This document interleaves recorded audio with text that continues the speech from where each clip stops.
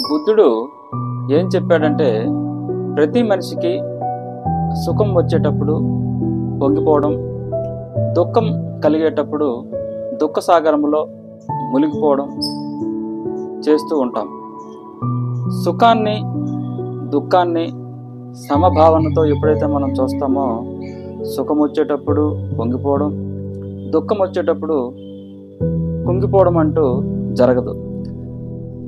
సుఖాన్ని గమనిస్తూ ఉండాలి, దుఃఖాన్ని గమనిస్తూ ఉండాలి. ఎప్పుడైతే సుఖ దుఃఖాలని సమభావనతో ఎప్పుడైతే మనం గమనిస్తూ ఉంటామో, అప్పుడు సుఖం వచ్చేటప్పుడు పొంగిపోవడం ఉండదు, దుఃఖం కలిగేటప్పుడు కుంగిపోవడం కూడా ఉండదు.